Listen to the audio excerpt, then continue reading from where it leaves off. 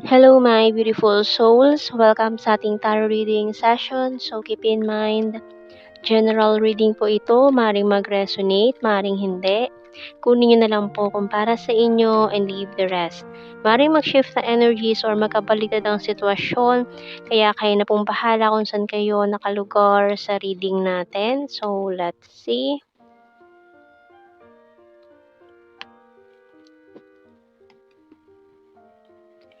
Wow.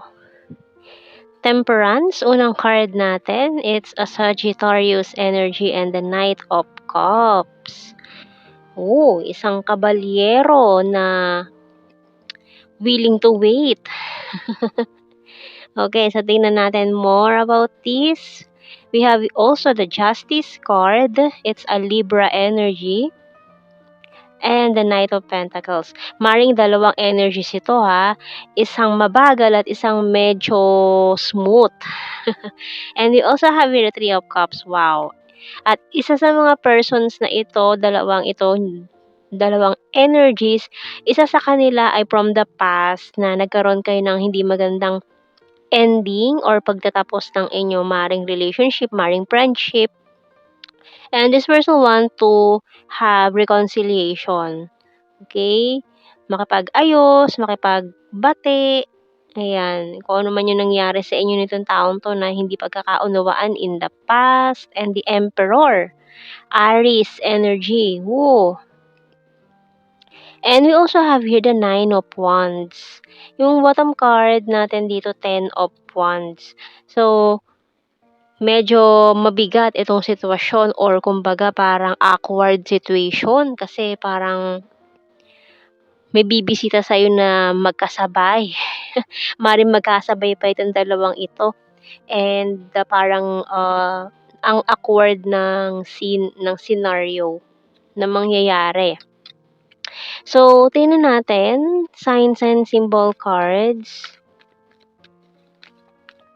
So, we have here the Lantern. So, someone here is thinking, lalo na especially at night, laging gising sa gabi, hindi makakatulog, ang daming iniisip, overloading ang thoughts. And we also have here the coins. Wow. So, may nag-juggling between two persons or nahihirapan mamili sa dalawang tao or it's a karmic energy. So, we have here the bonfire. So, for some of you, maaaring itong past person na ito ay saglit lang or nagkaroon siya ng saglit na relationship sa ibang tao na it's a bonfire energy na wala rin agad.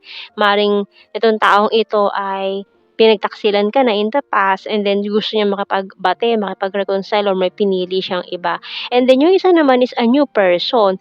Maaaring itong taong ito ay having this smooth, very smooth ang galawan. No? At ito naman si Paz, ang medyo mabagal ang energy dito. Kasi nga parang may doubt siya or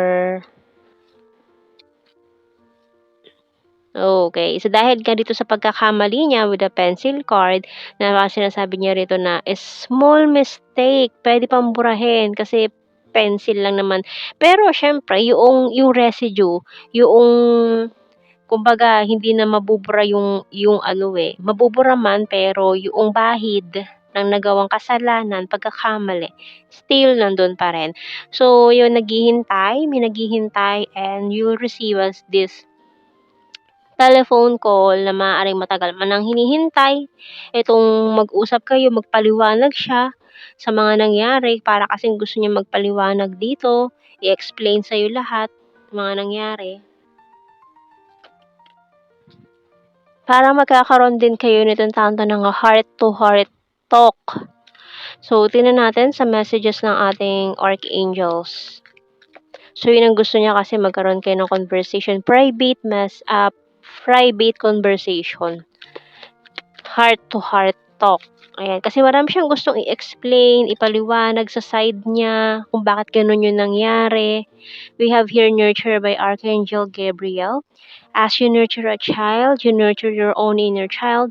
Both activities are important for you right now. So for some of you, nung umalis tong taong ito, parang nagkaroon pa kayo ng anak bago siya umalis or may nagdadalang tao. or may pagkakamali na nagkaroon siya ng anak sa iba, puwedeng gano'n. So, yung bottom card is Overcoming Difficulties by Archangel Jeremiel. The worst is now behind you and you're surmounting any previous challenges. So, yung mga mabibigat na pagsubok na ito, maaaring may, annulment pa na puwedeng maganap dito dahil parang, um, natali siya sa hindi siya masayang relationship or this person ay nagpa-annulled or maaaring nagpa-annulled kayo, puwedeng gano'n. Kaya we have also here the Justice card na parang it's parang mga legal matters na kinahaharap or maaaring nagkaharap na kayo sa korte dahil parang may child involved dito na gustong kunin yung kung kanino pa siya mapupunta, ayan. So, yung bottom card natin dito sa signs and symbol cards is ring. So, meron ngang may nagpakasal sa maling tao or na-trap in the situation na they are not happy or may mga in the process of annulment, divorce, ayan. So, tingnan natin sa ating The Hidden Truth Oracle cards. It was my fault, but I blamed you. Oh, 'di ba? I look for you everywhere.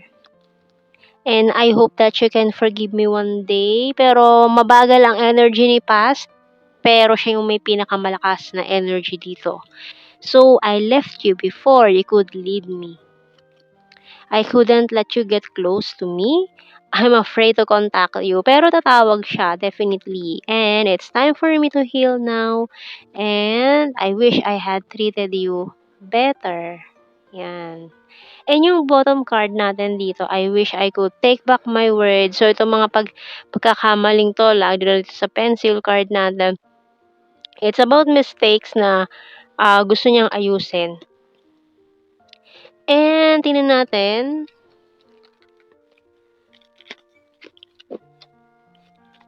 Sa ating tarot messages, oracle cards.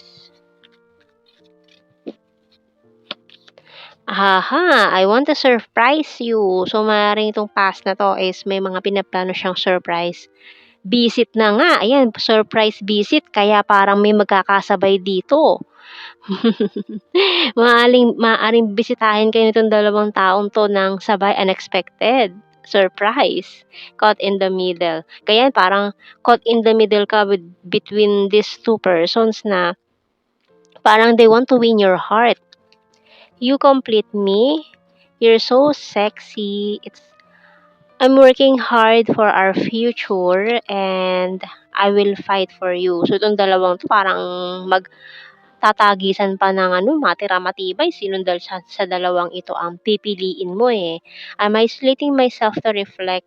Ayan na nga, after siguro ng separation niya with that person na naging dahilan ng separation nyo, ay nag-isolate siya, nag-reflect, marami siya naisip or na-realize sa buhay niya.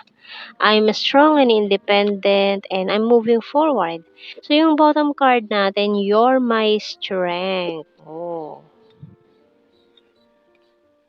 And tingnan natin sa ating initials. So, maaaring twin flame energy din ito na itong taon to inatali sa kanyang karmic before.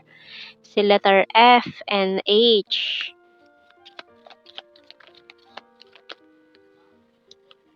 T, N, B,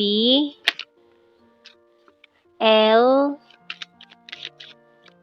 X, W, and letter A. So, yung bottom card natin, letter S. And tingnan natin sa ating blue card, we have here, wow, celebration, manifestation. So, minamanifest niya talaga, so it's a true love. True love daw. And tingnan natin sa ating general signs and messages. Nagkangaw-ngaw na naman yung Mingming. Okay, so we have crazy for you.